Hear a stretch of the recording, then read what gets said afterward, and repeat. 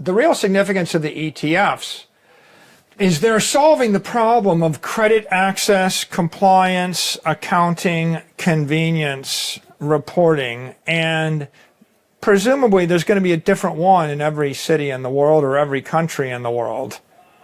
You know, if whatever nation, if the Saudis want Bitcoin to stay in Saudi Arabia, they'll have an ETF in Riyadh. The Emiratis will think, well, maybe we'll keep one in Dubai. I think you'll see an ETF in every country. You know, like in Argentina, they don't want you to take capital out of the country. Yep. So the logical solution for them is an ETF where the Bitcoin is custodied in an Argentine bank. Michael Saylor, the co-founder and executive chairman of software intelligence firm MicroStrategy, is a big Bitcoin bull and has been since he started buying the leading cryptocurrency for his software firm in August 2020. While no one thought it possible, Saylor has become even more bullish on the leading cryptocurrency after the US Securities and Exchange Commission approved several spot Bitcoin exchange-traded funds earlier this year. While speaking at an interview with Natalie Brunell in March, Saylor said, "The ETFs opened up an entire financial world of awareness and opportunity and functionality to the 99% mainstream investors. And you really can't underestimate just how profoundly important that is to the entire network." He took his bullish outlook on the new products even further while speaking at the Bitcoin Atlantis conference in Madeira, Portugal. During a powerful presentation in which he made several bullish predictions about the leading cryptocurrency, the MicroStrategy executive noted that the approved ETFs could easily compete with S&P 500 ETFs. "We thought that maybe Bitcoin was a competitor to gold," Saylor began during his speech, "but it has actually run up the leaderboard, and now it's starting to nip at the heels of the S&P 500 index ETFs." During the speech, Saylor proudly predicted that every individual, household, institution, and country would someday embrace Bitcoin, which will see the leading cryptocurrency hit unprecedented new price highs. While some of the excitement around the spot Bitcoin ETFs has cooled since Saylor's speech at Madeira due to recent price movements, the MicroStrategy executive chairman is still super bullish on the leading cryptocurrency and the spot ETFs. In a recent interview with Efrat Fenigson, Saylor noted that BlackRock and other issuers of US spot Bitcoin ETFs started an avalanche that will, over the next few years, spread widely to other cities and countries and completely change the global investment scene. As we bring you clips from the discussion, please take a little time to like this video, subscribe to the channel, and turn on post notifications for more videos like this. Everything you do helps with the YouTube algorithm and immensely contributes to the channel's growth. Thanks for your support and enjoy the video. The ETFs are applications on the Bitcoin network. So they're securitizing Bitcoin, and they play an important role because they add value to Bitcoin, and they solve the following problems. They make it more convenient to buy. If you're a 70-year-old retiree, you can pick up the phone and say, "I want 10% of my assets to be in Bitcoin. Buy it over the next week at the average price, click." Yep. 7 seconds, one phone call, done.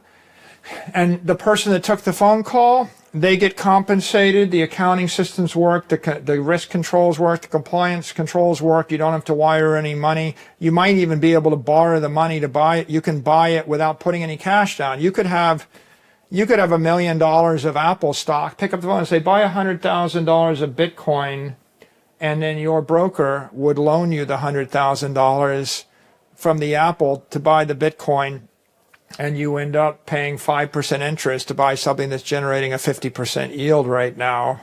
So it solves the credit problem, the convenience problem. It also solves the custody problem. You know, you don't have to worry about who the custodian is. You don't have to negotiate a crypto exchange agreement. You don't have to negotiate a custody agreement. You don't have to figure out how to move the Bitcoin. You don't have to master the Bitcoin network. You don't have to worry about all that. So it's much simpler. And then the other thing it solves is accounting and reporting, because all of your financial statements are all integrated, and people oftentimes have been doing business with the same bank for 30 years. And so everything is in one line and it's all properly calculated. And if I buy Bitcoin in 18 different days, I've got 18 different bases, and they keep track of the bases. And at the end of the year, if I have to sell something, or if I gift it to my, children, and they get the tax accounting right. So it solves all the accounting and all of the reporting issues. And those are all really critical. But the other thing it solves is the compliance issue. Compliance and capital control.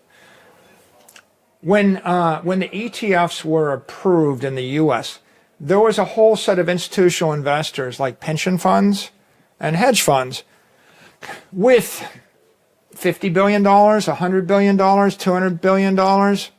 They have a lot of capital, but they could only buy through the ETF. Right. Even if they wanted to work for a year to set up all these other systems, they're not allowed to. Their charters prohibit them. So they've got a compliance problem. And then what happened is an ETF launched in Hong Kong. Well, you can imagine if you buy Bitcoin in that ETF in Hong Kong, that Bitcoin is not being custodied in the United States. The Hong Kong financial system prefers the assets to be custodied at a regulated bank in Hong Kong. So if I'm a Hong Kong investor or a Hong Kong institution or a Hong Kong company, I could funnel money into Bitcoin via the Hong Kong ETF. Now the rumor is that there'll be ETFs in mainland China. Well, those ETFs will come to you via a Shanghai-based financial institution, and the Bitcoin will be custodied in a Chinese mainland bank, maybe in Shanghai. There's 1.5 billion people in China that want to buy Bitcoin. The Chinese government doesn't have an objection to them getting rich. It doesn't have objection to China getting rich. They all like money. Yep. They all like wealth. Their objection is they don't want people to take more than $50,000 a year in capital outside of China. Yes. So if you buy $10 million of Bitcoin, put it in a hardware wallet, and leave the country, you violated the capital controls. But if you buy $10 million of Bitcoin via an ETF in Shanghai, and the Bitcoin is then purchased by the exchange and custodied in China, the Chinese banking system benefits, the Chinese currency benefits, the Chinese culture benefits, the Chinese government gets their taxes, the Chinese investors get Bitcoin. According to Saylor, every country that does not want citizens to invest outside its borders will be forced to embrace the Bitcoin revolution. He gives the example of countries like China, UAE, and Argentina, where pro-Bitcoin President Javier Milei has declared a free competition of currencies, including Bitcoin, to return monetary power to the people. Milei, who describes himself as an anarcho-capitalist and liberal libertarian, sees Bitcoin as a potential solution to the country's chronic economic difficulties. According to Milei, Bitcoin's rare scarcity will curb the inflation tax with which governments are impoverishing citizens across the globe. Milei's government recently introduced a bill removing the tax declaration obligations for cryptocurrency investments. According to reports, the South American country has also started discussions with El Salvador, and there are whispers it could be the next Latin American country to adopt Bitcoin as a legal tender. Some sources believe Milei and El Salvador's president, Nayib Bukele, are planning to start a radical revolution throughout the region to make Bitcoin a new common currency capable of competing with the dollar and strengthening their respective economies. Saylor believes spot Bitcoin ETFs will be a major part of that revolution. Here are more clips from his interview with Fenigson. The real significance of the ETFs is they're solving the problem of credit access, compliance, accounting, convenience, reporting, and presumably there's going to be a different one in every city in the world or every country in the world. You know, if whatever nation, if the Saudis want Bitcoin to stay in Saudi Arabia, they'll have an ETF in Riyadh.